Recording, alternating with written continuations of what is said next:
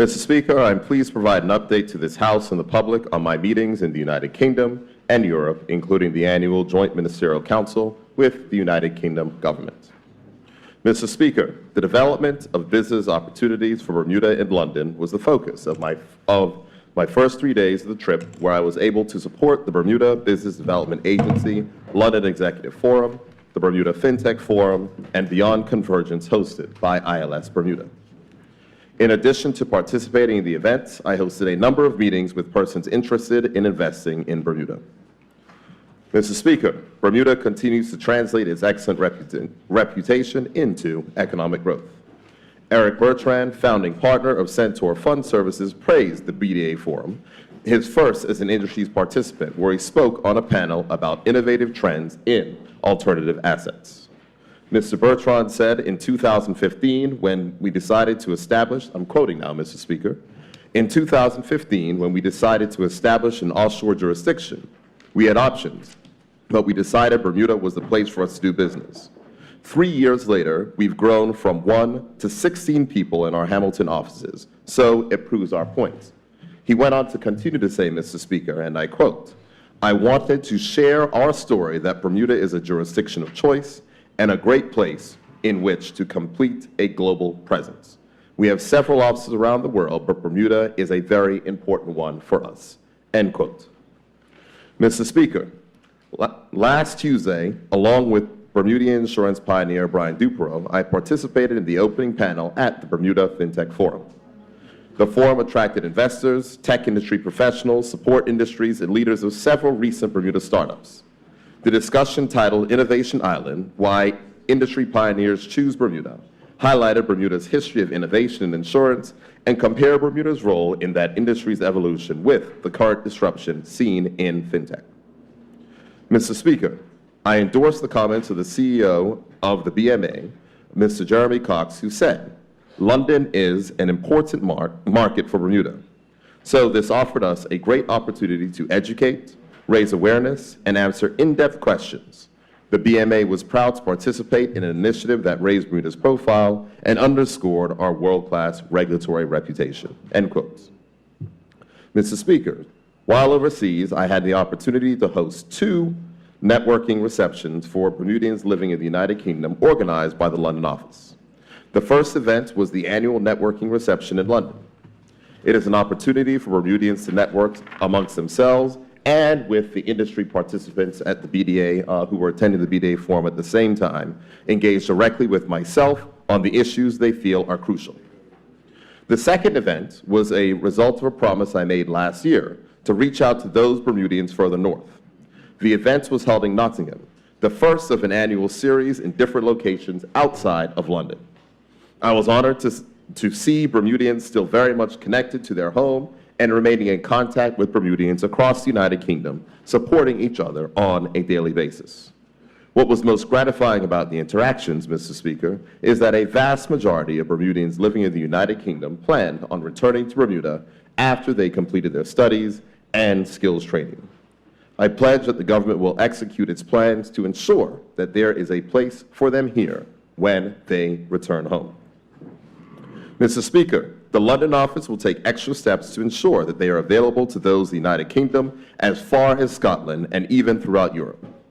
In addition to these annual networking events, the London office will provide open walk-in consular days in various locations across the United Kingdom starting in the new year. Mr. Speaker, honorable members will be aware of the considerable consultation and technical efforts that have been devoted to address the issue of our assessment by the EU Code of Conduct Group as it looks to create a list of non-cooperative jurisdictions for tax purposes.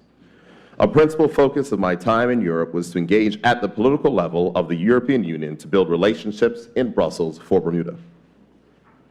Mr. Speaker, discussions were held with EU permanent representatives in Brussels and tax attachés for the governments of Slovenia, Malta, Lithuania, Belgium, Switzerland, and Romania. The meeting with the Romanian ambassador to the EU was critical in understanding the agenda for the Romanian presidency of the European Council from this January, particularly as we prepare for the opening of our Brussels office. The Romanian ambassador and I had firm discussions not only on Bermuda's assessment by the Code of Conduct Group, but understanding the immense challenges ahead for Romania in managing the implications of the possible exit of the United Kingdom from the European Union.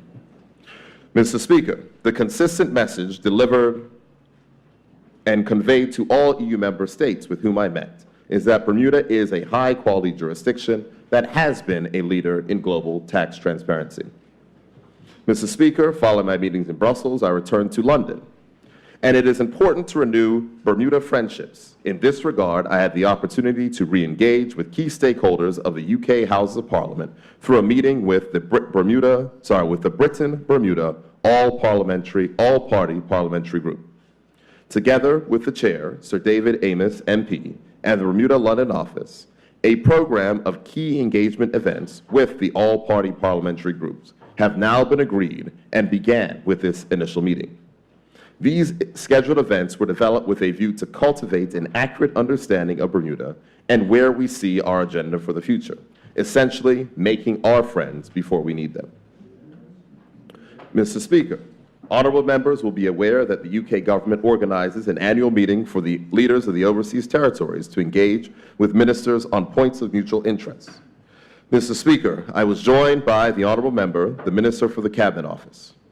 The council was chaired by the Minister of State for the Foreign and Commonwealth Office, Lord Ahmad of Wimbledon.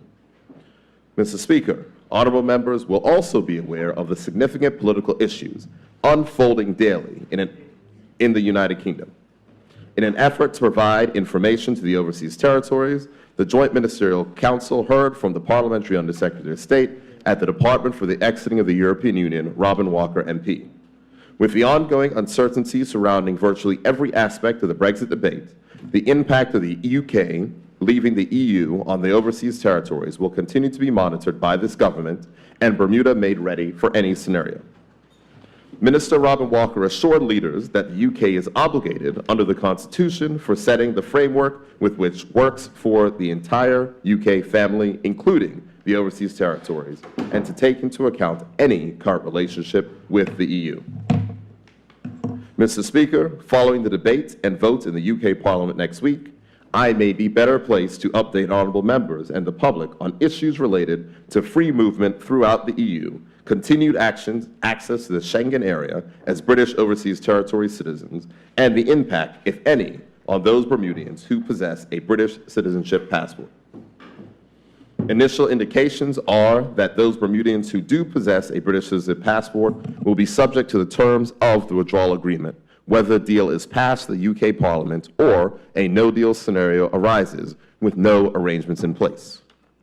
In a no-deal scenario, contingency plans will be implemented by the UK government, as it will be their responsibility to their wider citizenry. Mr. Speaker, on a weekly basis, Bermudians experience disruption to their travel arrangements as a result of the long-standing passport issue with which honorable members are familiar.